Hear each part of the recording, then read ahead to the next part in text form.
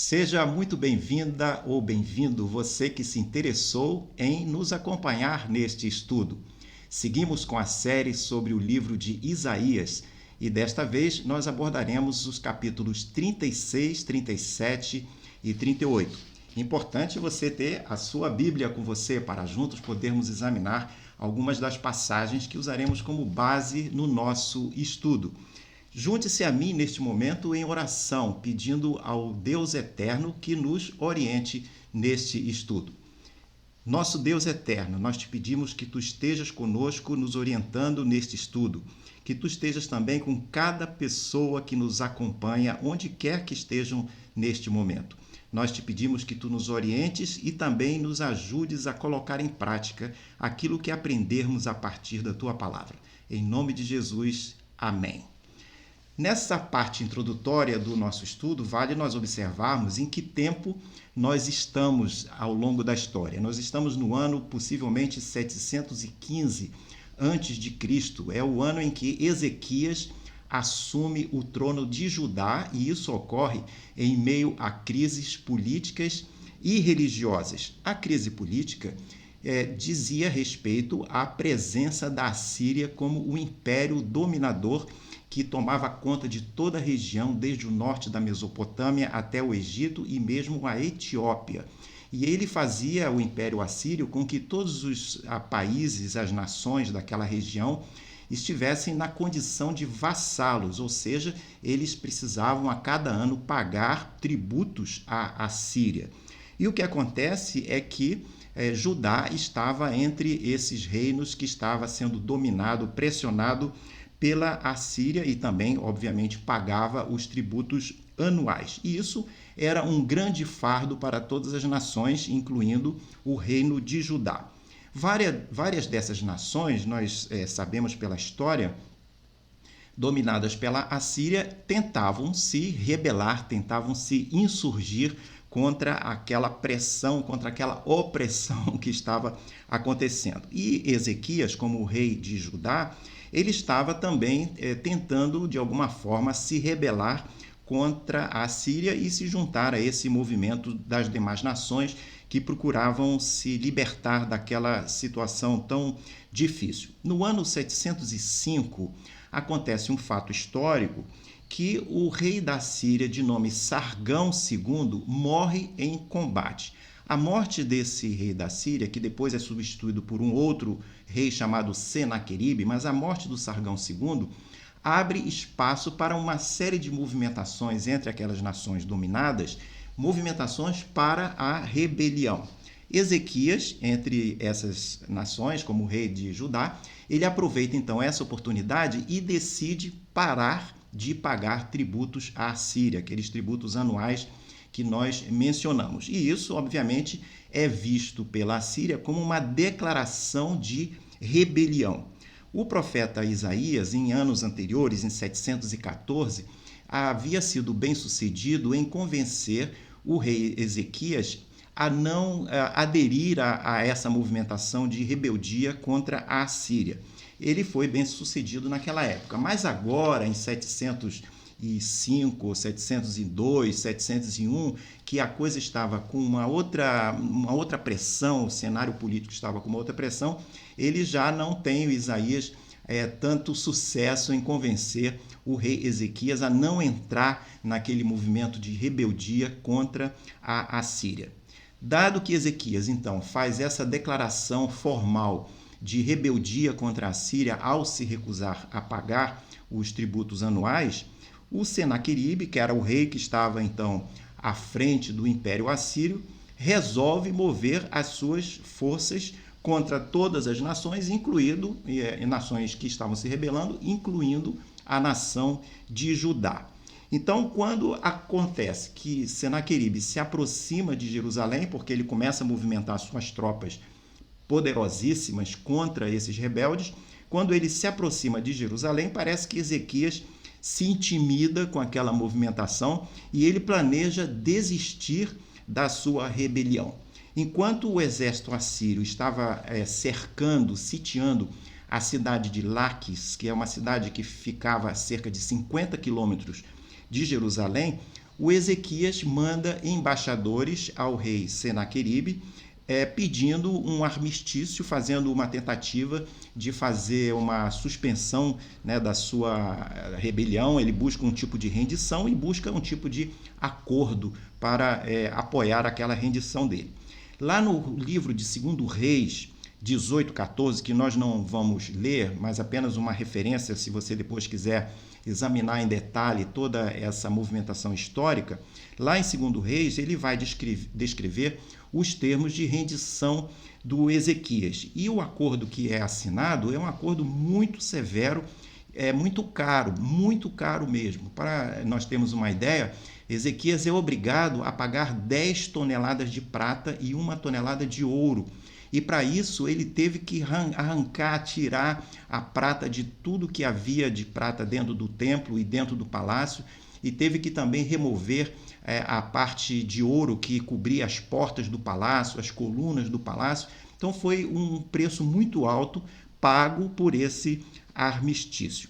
É possível que essa movimentação toda, essa campanha, tenha sido a primeira de 2 campanhas de Senaqueribe. Existe uma discussão entre os estudiosos se foi 1 ou 2 campanhas, mas tudo indica que foram 2 as campanhas. E segundo Reis 18, de 13 a 16, há uma referência a essa invasão, essa tentativa de invasão, essa movimentação toda, mas com o armistício e com o tratado de paz que Ezequias consegue assinar, a duras penas, pagando um alto preço, é possível que Senaqueribe tenha voltado para a Síria. Quando nós, no capítulo 18 de 2 Reis, passamos do verso 16 para o verso 17, aparentemente, em um versículo, nós já pulamos da primeira campanha para a segunda campanha. Então, é provável que Senaqueribe volta para a Síria e depois ele retorna algum tempo depois, e isso pode ter ocorrido em 688, a primeira campanha em 701, a segunda em 688, quando então o verso 17 do capítulo 18 de 2 Reis descreve uma nova situação de cerco de Jerusalém, que é esse o foco do estudo que nós vamos desenvolver hoje. Então aí no quadro você viu a primeira tentativa e a primeira tentativa em 700, o ano 701, e a segunda tentativa no ano de 688. No próximo quadro, nós vemos algum desdobramento dessas ocorrências, desdobramentos vistos pela ótica de Isaías, a partir do livro de Isaías. Então, na primeira metade do livro, do capítulo 1 ao capítulo 39, a Síria era o país que imperava e que ameaçava o reino do norte, que era o reino de Israel. Então, lembra que após a morte de Salomão, o reino foi dividido: reino do norte Israel, reino do sul Judá, capital do norte Samaria, capital do sul Jerusalém. Então, nessa primeira metade de 1 a 39, nós vemos a Síria predominando. Então, lá no reino de Israel, também chamado Efraim, a Síria faz uma destruição total. Ela vai arrasar a cidade de Samaria, vai deportar a população, vai matar, eliminar um monte de gente, faz um arraso muito forte lá no Reino do Norte. Na segunda metade do livro de Isaías, nós vamos encontrar a Babilônia ameaçando o reino de Judá e as demais nações, os demais reinos também.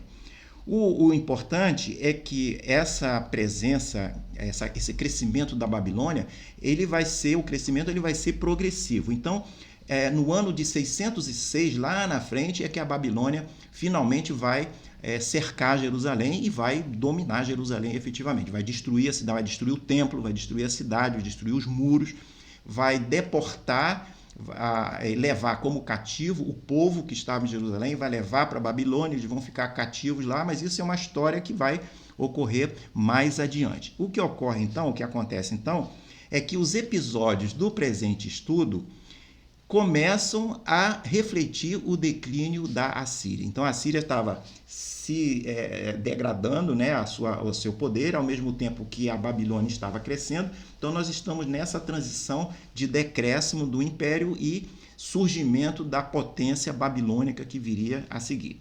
O fato é que, mesmo estando em decréscimo, nós vemos aí o sinal de um decréscimo fortíssimo com a morte daquele rei Sargão II, morto em combate, inclusive. esse decréscimo, ainda neste decréscimo, a Síria ainda está muito forte, muito poderosa, e é o que nós vamos verificar como que Senaqueribe vai movimentar suas tropas para ameaçar a cidade de Jerusalém. E ao longo do texto, e é objeto do nosso estudo hoje, nós vamos verificar que o rei Ezequias e o reino de Judá, especialmente Ezequias, ele vai se deparar com duas crises importantes. E que crises são essas? A primeira crise, de certa forma nós mencionamos, é a ameaça que Jerusalém sofre a partir da presença do exército de Senaqueribe, do exército assírio, em volta das suas muralhas. Então, essa é a primeira crise que Ezequias tem que suportar. E a segunda crise é que ele é acometido de uma doença que o leva perto da morte, uma doença de morte muito grave. E nós vamos abordar no nosso estudo esses dois pontos. Antes de nós passarmos para esses dois pontos especificamente, eu quero que você dê uma olhada no próximo quadro, onde nós temos uma fotografia que fala do túnel de Isaías. O túnel de Isaías foi o túnel que ele construiu à medida em que ele se revoltou contra a Síria, ele previu que seria atacado. E o tipo de ataque que acontecia naquela época era sitiar a cidade. O exército ficava em volta da cidade, ninguém entrava, ninguém saía por muitos anos, às vezes por muitos anos, 2 anos, 3 anos, até que a cidade sucumbisse. Visando, então, antecipando a possibilidade de ser invadido, Isaías toma uma série de medidas, não só reequipa o seu exército, como também faz um túnel subterrâneo, que já mencionamos no estudo anterior, hoje chamado túnel de Ezequias, que na realidade era um aqueduto secreto, um aqueduto subterrâneo que pega a água lá da fonte de Gion, lá fora da cidade, e traz para dentro, por baixo, né, da muralha, até que essa água, esse túnel, deságua no tanque de Siloé. Então nós vemos aqui a fotografia de baixo, a parte da saída do túnel dentro da cidade de Jerusalém. É um túnel que hoje é um sítio turístico que pode ser visitado, um túnel que por dentro é 1,80 m de altura, você pode andar por dentro do túnel, é estreito, não cabem 2 pessoas ao mesmo tempo, mas é o suficiente, cavado na pedra, suficiente para uma pessoa andar dentro do túnel. Ainda corre água, a fotografia aí mostra a água ainda saindo do túnel do Ezequias. E é um túnel que tem um comprimento da ordem de 533 metros. Então, essa é uma demonstração apenas da arqueologia para mostrar, confirmando o evento bíblico de que Ezequias efetivamente tentou defender e conseguiu, de alguma forma, nós vamos ver, a cidade de Jerusalém contra a invasão dos assírios. E aí vamos ao próximo quadro, onde nós veremos a primeira crise, que foi a tentativa de invasão. E aí, para nós estudarmos esse item, nós precisamos ir lá no texto bíblico. E eu convido você para abrir a sua Bíblia no capítulo 36 de Isaías. Nós vamos ler o verso 1 a 5, depois esses versos que estão assinalados aí, o 13, o 14, o 18 a 20, e um pouquinho do capítulo 37, nos versos 1 e 2. Então, vamos lá junto comigo para nós lermos o texto bíblico como base do nosso estudo hoje. Capítulo 36, versos 1 a 5, diz o seguinte: No 14º ano do reino de Ezequias, Senaqueribe, rei da Assíria, que já conhecemos, atacou todas as cidades fortificadas de Judá e as conquistou. O rei da Síria, que estava em Laques, enviou Rabsaqué com um grande exército a Jerusalém ao rei Ezequias. Ele parou na extremidade do aqueduto do tanque superior, junto ao caminho do campo do lavandeiro. Quem saiu ao encontro dele foram Eliaquim, filho de Ilquias, o responsável pelo palácio Sebna, o escrivão Joá, filho de Asaf, o cronista. Verso 4. Rabsaqué disse: Digam a Ezequias, assim diz o grande rei da Síria, que confiança é essa que vocês têm? Bem posso dizer que o seu conselho e o seu poder para a guerra são meras palavras. Em quem você está confiando para que se rebele contra mim? Então, vemos aqui uma palavra de desafio, de ameaça. No verso 13 e 14, nós lemos o seguinte: Então Rabsaque se pôs em pé e gritou em hebraico. Por que se pôs em pé e gritou em hebraico? Observe que o relato bíblico mostra que Ezequias mandou 3 pessoas, seus representantes, para conversar com aquela comissão de frente que estava chegando, capitaneada pelo Rabsaque, que era também um diplomata e que falava o aramaico, que era a língua dos assírios, e também falava hebraico. E a missão do Rabsaque era uma missão de intimidar o povo de Jerusalém. E naquele momento o povo estava colocado na muralha junto com os soldados. Eles estavam todos em cima da muralha, olhando para baixo e vendo o que estava acontecendo. Então o Rabsaque, muito estrategicamente, grita para a muralha: oi, pessoal de Jerusalém, falando na língua deles: oi, pessoal de Jerusalém. E aí ele vai desqualificar o rei Ezequias, vai desqualificar Jeová, vai falar de forma a intimidar, a amedrontar o povo de Jerusalém na tentativa de que eles já, antes da batalha, desistissem de fazer qualquer resistência. Então, no verso 13, como nós lemos aqui, então Rabsaque se pôs em pé e gritou em hebraico: escutem as palavras do grande rei da Síria. Verso 14. Assim diz o rei: não deixem que Ezequias os engane, pois ele não poderá livrá-los. Porque Ezequias já havia falado para o povo que o Senhor Jeová estaria com eles, né? Então o Rabsaque está desqualificando o encorajamento que o Ezequias havia feito. No verso 18 a 20, nós lemos ainda o seguinte: ele insiste, o Rabsaque, dizendo o seguinte: não deixem que Ezequias os engane, dizendo: o Senhor nos livrará. Será que os deuses das nações puderam livrar cada um a sua terra das mãos do rei da Síria? Onde estão os deuses de Amate e de Arpade? Onde estão os deuses de Sefarvaim? Será que eles livraram Samaria das minhas mãos? Verso 20. De todos os deuses desses países, quais foram os que livraram a sua terra das minhas mãos? Então, como o Senhor poderá livrar Jerusalém das minhas mãos? E no capítulo 37, verso 1, nós vemos a reação de Ezequias, porque isso tudo foi dito aos seus mensageiros, os mensageiros vão até Ezequias, relatam para ele aquelas provocações todas que haviam sido feitas pelo Rabsaque. E aí, o que diz a Bíblia quanto à reação de Isaías? Capítulo 37, versos 1 e 2 apenas, que nós vamos ler. Quando o rei Ezequias ouviu isto, rasgou as suas roupas, cobriu-se de pano de saco e entrou na casa do Senhor. Então ele mandou que Eliaquim, o responsável pelo palácio, Sebna, o escrivão, e os anciãos dos sacerdotes, todos vestidos de pano de saco, fossem falar com o profeta Isaías, filho de Amós. Eles lhes disseram. Aí ele relata para Isaías tudo aquilo que estava acontecendo das ameaças. Então o que nós vemos aqui, que possivelmente essa é a segunda campanha de invasão do rei assírio contra Jerusalém, porque possivelmente na primeira invasão ele acabou voltando para casa, e essa segunda invasão vai ter um desdobramento muito forte, muito diferente da primeira invasão. Agora, o foco de Senaqueribe, que era o rei da Síria, era Jerusalém. Ele envia então seus oficiais na frente com esse intuito de amedrontar o povo, como nós lemos.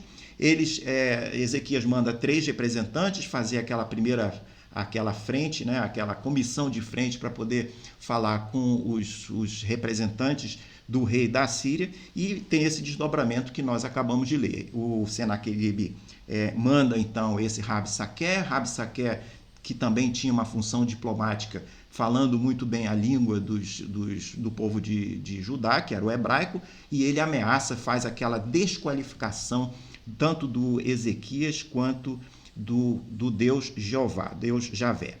E Ezequias então vai reagir às provocações buscando a orientação de Deus. Isso é um ponto muito relevante para nós observarmos como crentes. Quando nós somos ameaçados, qual é a reação que nós temos que ter? Então, quando os oficiais do Ezequias relatam para ele imediatamente o que havia acontecido, imediatamente Ezequias entra na casa do Senhor e busca orientação com o profeta Isaías. E quais foram os resultados de Ezequias pelo fato dele ter procurado o Senhor.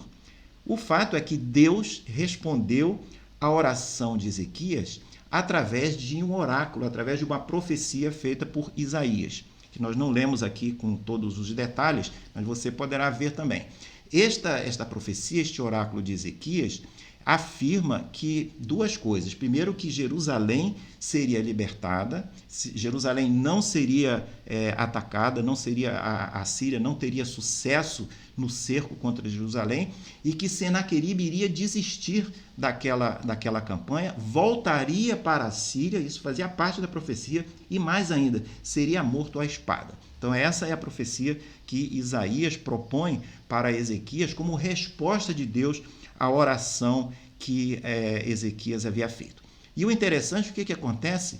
Havia nos acampamentos em volta, próximos a Jerusalém, o acampamento assírio contava com nada mais, nada menos do que 185 mil soldados. 185 mil. O que ocorre é que o relato bíblico diz que o anjo do Senhor entrou no acampamento e eliminou, matou os 185 mil soldados assírios. O historiador Heródoto, o historiador grego da antiguidade, ele relata que houve naquela situação uma invasão de ratos, e esses ratos comeram todos os instrumentos e as armas feitas de couro que o exército assírio utilizava. E esses ratos carregaram algum tipo de praga que acabou atacando o exército e fez com que os 185 mil soldados morressem. Com isso, o Senaqueribe desiste do cerco de Jerusalém e volta para a Síria. E o relato histórico confirma que ele foi realmente assassinado à espada quando ele estava lá na Síria de volta. E foi assassinado pelos um dos seus 2 filhos ou pelos seus 2 filhos ao mesmo tempo. Um relato bastante trágico, mas que cumpriu a profecia que Isaías havia feito e entregue a Ezequias. Quando você olha 2 Reis, capítulo 18, 5, este versículo faz um resumo sobre o caráter do Ezequias. Lá nós lemos o seguinte, sobre o rei Ezequias, lá nós lemos o seguinte: Ezequias confiou no Senhor Deus de Israel, de maneira que não houve ninguém como ele entre todos os reis de Judá, nem antes, nem depois dele. Então, Ezequias teve um comportamento exemplar aqui neste episódio que nós lemos, que deste episódio, podemos tirar algumas lições para nós. E aqui nós encontramos algum paralelo, talvez, alguns pontos que nós podemos considerar para a nossa existência, para a nossa vida da atualidade. E um paralelo que nós podemos considerar é o fato de quando nós estamos diante de algum ataque da Assíria, quando nós estamos sendo ameaçados por alguma coisa. E as ameaças que podemos ter na vida são diversas. Nós podemos ter ameaças quanto à nossa saúde, quanto a alguma enfermidade que nos aflige. Podemos ter ameaça por conta do desemprego, por conta do trabalho que nós temos. Não estamos desempregados, estamos no trabalho, mas temos uma crise com a nossa chefia, com os nossos colegas de trabalho, ou uma crise na universidade ou na escola, onde estivermos nos preparando profissionalmente. Às vezes as crises e os ataques vêm de dentro da própria família. A família às vezes está sofrendo momentos de separação, momentos dos filhos entrando em litígio com seus pais. Pode ser até um ataque dentro da igreja, dos próprios irmãos da igreja, que às vezes de uma maneira errada, equivocada, se colocam em contraposição, em vez de estarem unidos, estão em disputas sobre algumas coisas. Isso tudo são tipos de ataques, são tipos de ameaças de sítio de um exército assírio, podemos dizer assim, que pode acontecer em nossa vida. O importante é nós lembrarmos que Deus não deseja que nós tenhamos a nossa vida em meio a aflições, em meio ao medo, em meio a situações difíceis como essas que nós estamos citando. Não é isso, não costuma ser da vontade de Deus. E é importante nós observarmos também que não será pela nossa força que nós vamos superar essas invasões. Não é pela nossa força que nós vamos superar as ameaças, mas sim pelo poder de Deus. É o que ocorre aqui. A vitória que o povo de Judá teve nesse relato não foi pela sua competência, pelas suas virtudes, pela força do seu exército, pelo número de cavalos e de soldados que eles possuíam. O que o outro lado apresenta como força militar era infinitamente maior, 185 mil soldados acampados, prontos para invadir e destruir a cidade. E eles, no entanto, o povo de Judá, vence pelo poder do Senhor. Então isso é um exemplo para nós que, a despeito dos nossos inimigos poderem ser muito fortes, poderem estar acampados ao nosso derredor, o Senhor poderá ser aquele que venha nos dar a nossa vitória. Então, dependendo, obviamente, da vontade de Deus e como as coisas se deslocam, a nossa busca sincera, nós nos aproximarmos de Deus, como Ezequias fez, entrou na casa do Senhor, procurou a orientação do profeta, à medida em que Ezequias, se sentiu pressionado, ele pôde, então, ouvir uma resposta positiva de Deus. Então, essa é uma lição preciosa que nós podemos guardar para nós. No próximo quadro, nós vemos, aí já no capítulo 38, a segunda crise que Ezequias vai enfrentar. A primeira crise, então, foi a ameaça, a tentativa de invasão e destruição da cidade de Jerusalém, porque naquela época os caras entravam e saíam destruindo tudo. Então era a ameaça, a primeira crise que ele enfrenta, e a segunda é a crise da sua saúde. E essa crise, nós vamos ler aqui no capítulo 38, versos 1 a 8, você pode ler comigo nesse momento. Nós teremos essa primeira informação sobre o que ocorreu com Ezequias nesse sentido.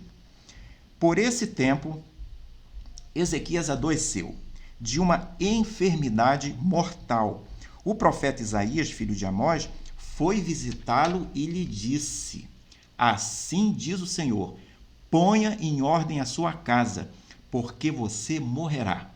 Você não vai escapar. Poxa, declaração dura essa, né? Não teve panos quentes. Isaías chegou lá e deu aquele recado duro para Ezequias. Então Ezequias virou o rosto para a parede e orou ao Senhor, e Ezequias disse: eu imagino essa cena, o Isaías chegou e explicou ao Ezequias aquela profecia ou aquela palavra que o Senhor lhe ordenara. Ezequias, então, fica muito impressionado com aquilo. Isaías, por sua vez, dá as costas e vai embora, porque o que ele tinha que fazer era dar o recado dele, e ele vai embora, Isaías vai embora. Isso nos faz pensar dessa maneira pelo relato do texto bíblico que vem a seguir. Então, Isaías vai embora e Ezequias vai fazer o quê? Virou o rosto para a parede e orou ao Senhor. Ezequias disse: ó Senhor, lembra-te de que andei diante de ti com fidelidade, com um coração íntegro, e fiz o que era reto aos teus olhos. E Ezequias chorou amargamente, diz a palavra. Então a palavra do Senhor veio a Isaías dizendo: Isaías já estava embora, já tinha ido embora, estava longe, talvez na casa dele, né? Mas a palavra do Senhor volta a Isaías e diz: volte, né? Vá e diga a Ezequias: assim diz o Senhor, Deus de Davi, seu pai, ouvi a sua oração e vi as suas lágrimas. Acrescentarei 15 anos à sua vida. Livrarei das mãos do rei da Síria tanto você quanto esta cidade. Eu defenderei esta cidade. Este é o sinal que você receberá do Senhor para indicar que ele cumprirá o que prometeu. Eis que farei retroceder 10 graus a sombra lançada pelo sol declinante no relógio de Acais. Assim, o sol retrocedeu os 10 graus que já havia declinado. Ezequias estava com 39 anos, no auge talvez da sua carreira, sendo vencedor ali daquele cerco dos assírios. No entanto, ele fica enfermo. Então, esse capítulo 38 que nós lemos, Isaías vai apresentar um novo teste de desafio para Ezequias, um desafio de fé, da fé de Ezequias. Ezequias, então, vai se defrontar diante dessa doença mortal que ele é acometido. Como nós lemos, né? E ele pede perdão ao Senhor, ele ora ao Senhor, pede que o Senhor o livre daquela doença. Como é que termina esta crise de Ezequias? Então, como nós lemos, vimos que Deus lhe concede 15 anos de vida a mais. Ele havia tido aquele diagnóstico que iria morrer, que ele precisava arrumar suas coisas porque já havia chegado o seu final, mas Deus lhe concede mais 15 anos e ainda lhe assegura que livraria a cidade de Jerusalém. Como que Deus pode atuar nas curas? Como que nós encontramos na palavra de Deus o próprio Deus atuando em questões das enfermidades? Nós aprendemos, não apenas aqui nesse texto, mas em outros também, que Deus atua sobre doenças incuráveis. Deus é poderoso para fazer isso. Ele realiza curas à distância. Nós vemos lá no Novo Testamento exemplos de Jesus curando enfermos à distância.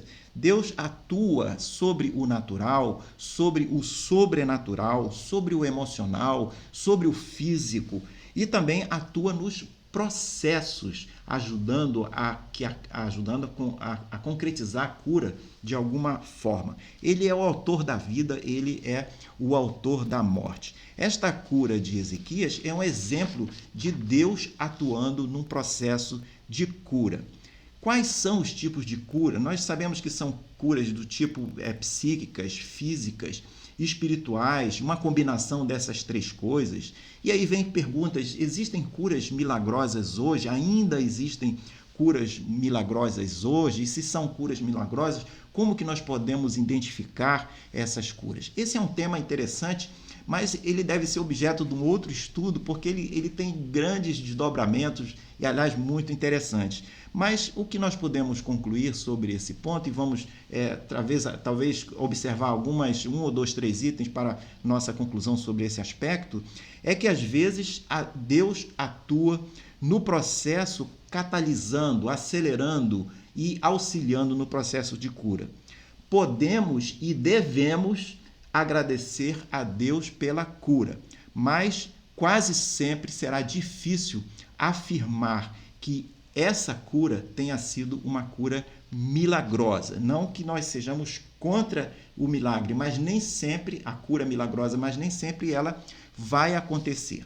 E aí uma nota final sobre a Bíblia e as curas milagrosas hoje, nós podemos ver no próximo quadro, esses pontos complementares que eu sugiro nós considerarmos aqui. Porque há quem busque sistematicamente curas milagrosas em nossos dias, porque há passagens na Bíblia que falam sobre curas milagrosas, mas vez por outra, ou quase a totalidade delas, são situações específicas, são aplicações específicas e que são erradamente generalizadas. É um erro muito comum nós encontrarmos uma situação particular e tentar daquela ocasião particular, daquela circunstância particular, generalizar para um caso que se torne um padrão, que se torne uma norma. Isso é um erro muito clássico que acontece. E esse assunto de curas se enquadra exatamente nesse aspecto. Eu vou dar dois exemplos a respeito dessa aplicação equivocada das curas bíblicas de uma forma generalizada. O primeiro exemplo está em Mateus 10:8. Mateus 10:8, nós lemos o seguinte: Jesus dizendo aos seus discípulos: curem enfermos, ressuscitem mortos, purifiquem leprosos, expulsem demônios, vocês receberam de graça, portanto, deem de graça. Essa foi uma instrução que Jesus deu aos seus discípulos numa circunstância específica. Esses discípulos estavam em treinamento. Jesus estava treinando eles para o ministério. Então, durante um certo período, Jesus estabeleceu uma campanha que eles saíssem de 2 em 2 para realizar determinadas tarefas, e entre essas tarefas está esse relato, essa lista de coisas a serem feitas. Então, aquilo foi um esquema específico para aquele período de treinamento que Jesus estabeleceu para os seus discípulos, e isso não vale nós transformarmos, então, essa palavra de Jesus, essa exortação, essa lista, esse comando que foi dado numa situação específica, não vale nós generalizarmos e dizer que a Bíblia nos ensina que nós devemos procurar curas milagrosas de maneira indistinta, indiscriminada, né? Um outro exemplo que vale nós observarmos está em Mateus 28, 19 e 20. Esse texto é o texto da comissão, da grande comissão que Jesus coloca para os seus discípulos na época em que ele estava retornando para o céu. O texto de Mateus 28, 19 e 20 diz o seguinte, um texto, aliás, muito conhecido de nós, por todos nós. Portanto, vão e façam discípulos de todas as nações, batizando-os em nome do Pai, do Filho e do Espírito Santo, ensinando-os a guardar todas as coisas que tenho ordenado a vocês. E eis que estou com vocês todos os dias até o fim dos tempos. Não encontramos aqui relato de Jesus dizendo que era para fazer curas. Nós lemos aqui, façam discípulos de todas as nações, batizando-os em nome do Pai, do Filho e do Espírito Santo, ensinando-os a guardar todas as coisas que tenho ordenado. Cadê a cura aqui? Não tem cura. Mostra, então, que essa tendência de achar que hoje devemos procurar fazer curas milagrosas de maneira maciça, massiva, não é uma conclusão correta, não é uma aplicação bíblica correta. Há erro em achar que a salvação tem a ver com integridade de saúde. E há erro também em achar que todas as doenças são causadas por Satanás. Então, nós precisamos ter cuidado nas aplicações desses conceitos.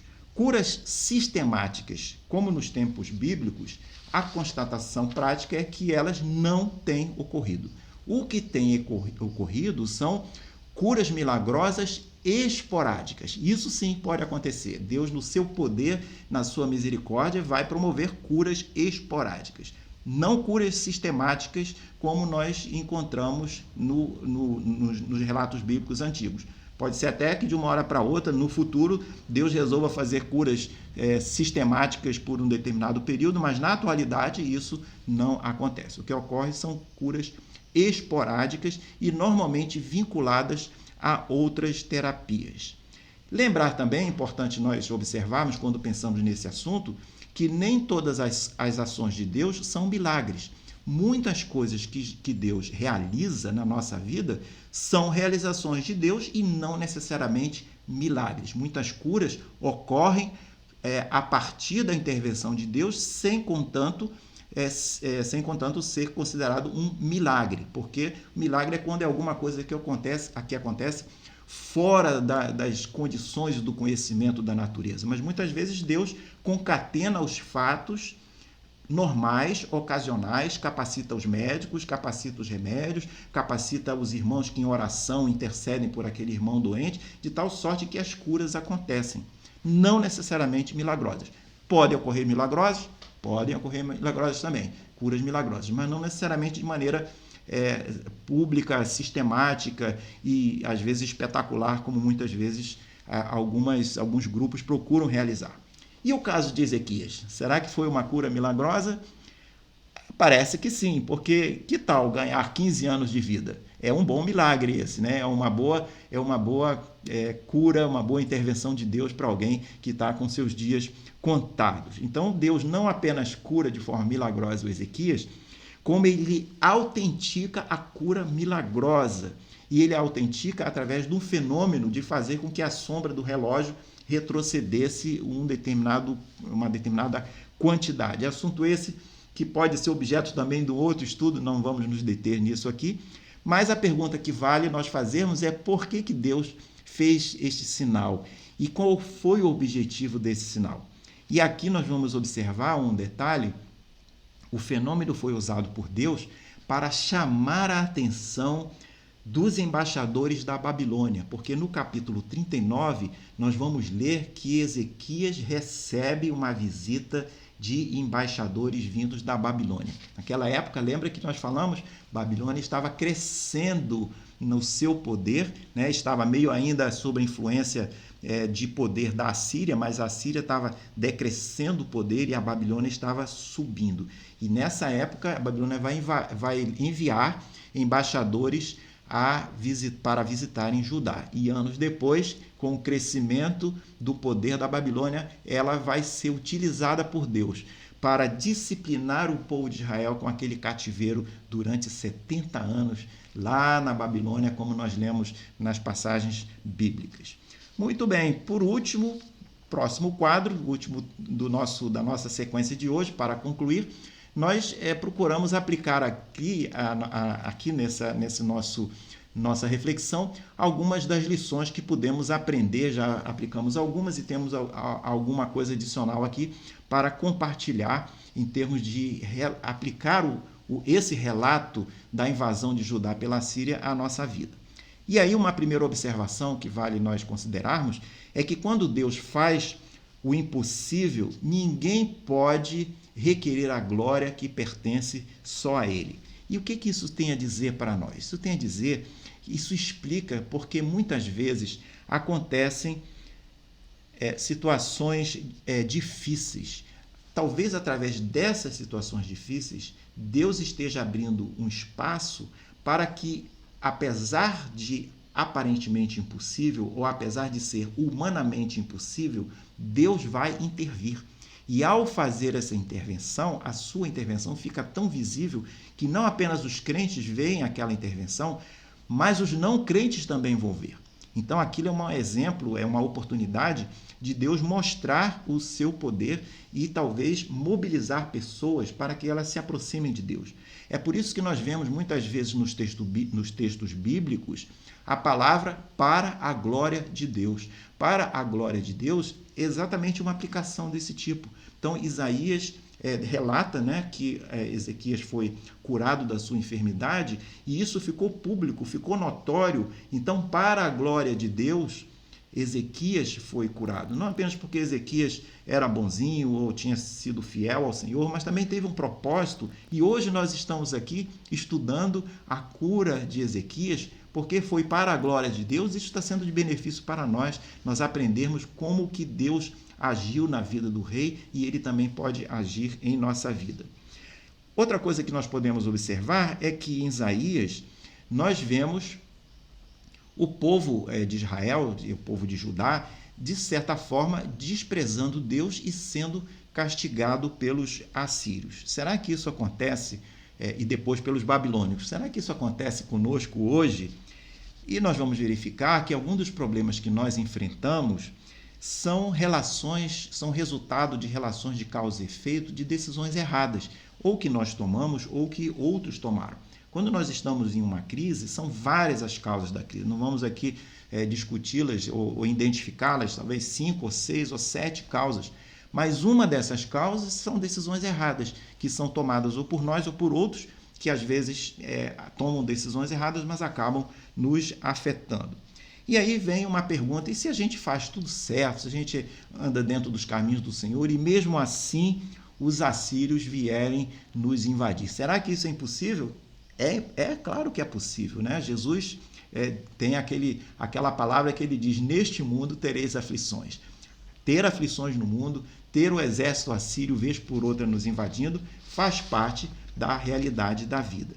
E aí, o que fazer se nós tivermos a ameaça da Assíria ao nosso derredor? Se o exército assírio estiver acampado ao nosso derredor, já vimos algumas ações que nós podemos ter, mas aqui nós procuramos sintetizar 5 coisas rapidamente que nós podemos observar para podermos superar, vencermos esse cerco do exército assírio que eventualmente vier acampar ao nosso derredor. Primeira coisa, lembrar que Deus ama os seus filhos. Se você é filho de Deus, no sentido de que você aceitou Jesus como Salvador, porque todos nós somos criaturas de Deus, mas filhos de Deus são aqueles que aceitaram Jesus como Salvador. Então, Deus ama seus filhos. Lembre-se disso, que Deus quer o nosso bem. Deus é um Deus de amor e quer que nós não andemos com medo, não andemos com angústia, não andemos com ansiedades. Deus quer o nosso bem, Ele quer que nós nos sintamos bem. Primeira coisa. Segunda coisa, importante não se afastar do Senhor durante a crise. Seja consistente com o seu comportamento cristão, seja consistente com o seu comportamento, com a sua maneira, com a sua conduta. O que ocorre quando as pessoas se defrontam com crise? Tem 2 tipos de resposta. Tem pessoas que diante da crise se aproximam de Deus, mas tem pessoas que diante da crise se revoltam com Deus e se afastam de Deus. Como diz assim, vão chutar o balde, vão se afastar porque ficam tão revoltados.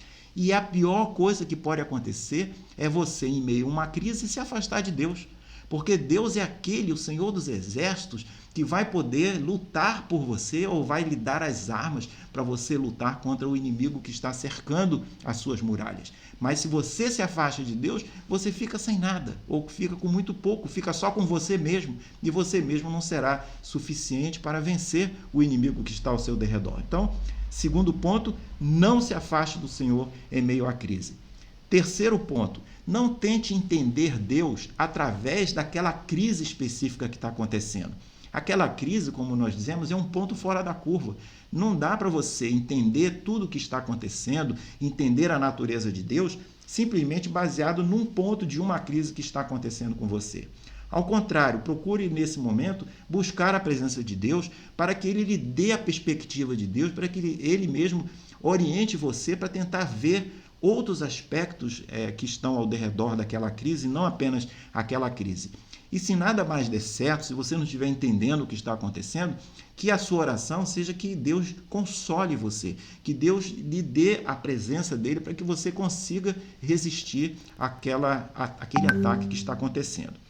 O outro ponto o último ponto que nós podemos observar é você pedir a orientação do Espírito Santo, porque o Espírito Santo é aquele que consola, é o consolador, mas é o capacitador, é aquele também que vai dizer a você a conduta, né, que é o caminho que você deve seguir. E importante também, nós finalizando, lembrarmos que a importância de você ser alegre no Senhor. O que é ser alegre no Senhor? Muitas vezes nós ficamos alegres se ganhamos uma bênção do Senhor. Tá certo, a gente tem que se alegrar quando nós recebermos uma bênção de Deus. Mas e quando nós fizermos uma oração e pedirmos alguma coisa e Deus não responde na hora que a gente quer? Se a gente coloca a nossa alegria apenas naquilo que nós ganhamos, quando nós ganhamos alguma coisa, quando nós somos abençoados, quando nós não formos abençoados, nós não vamos ter alegria? Mas não é isso que a palavra de Deus ensina. A palavra de Deus ensina: alegrai-vos sempre no Senhor. Alegrai-vos no Senhor é nós nos alegrarmos na pessoa de Deus e não nos alegrarmos nas coisas que Ele faz ou nas coisas que Ele não faz. Então, se nós nos alegrarmos no Senhor, Ele fazendo alguma coisa ou deixando de fazer, nós vamos continuar nos alegrando no Senhor. E ao nos alegrarmos no Senhor, isso nos fortalece. Posso todas as coisas naquele que me fortalece. Ele vai nos fortalecer para nós enfrentarmos aquelas ameaças, aquelas adversidades que estão nos cercando. E um último ponto para nós observarmos: mesmo invadidos, mesmo ameaçados pelo exército assírio, importante nós nos preocuparmos com as outras pessoas, nós procurarmos ajudar os outros, nós sermos sensíveis ao próximo, evitando a indiferença. E isso por quê? Porque isso vai nos ajudar a sermos vencedores, vai nos ajudar a sairmos da nossa crise. Quando nós olhamos um pouco para os outros, que nós nos preocupamos com os outros, isso também nos fortalece. Deixe Deus utilizar você para ser bênção na vida dos outros, mesmo em meio à sua crise. Então, às vezes a gente está desanimado, está no meio da crise, está numa doença, está sendo ameaçado por uma discussão, por uma disputa, por alguma coisa, mas se em meio a essa situação adversa eu também me preocupo em ser bênção para outras pessoas, aquilo vai fortalecer o meu espírito e eu serei, pela graça de Deus e com a ajuda do Senhor, poderei ser vitorioso. E, finalmente, lembrar de ser sempre misericordioso com os outros e ser dadivoso. E também essas são atitudes, são ações que nos ajudam a sermos fortalecidos pela presença do Senhor em nossa vida. Nós ficamos por aqui no nosso estudo. No próximo quadro, você pode ver o plano de estudos que temos até o final do ano. Espero que você tenha gostado desse estudo. Se você gostou, fale dele para os seus amigos, dê o seu like, o seu gostei. Se inscreva no canal, marque aquele sininho para receber as informações quando nós postarmos um estudo novo. E espero que você tenha uma excelente semana e deixo aqui o meu abraço.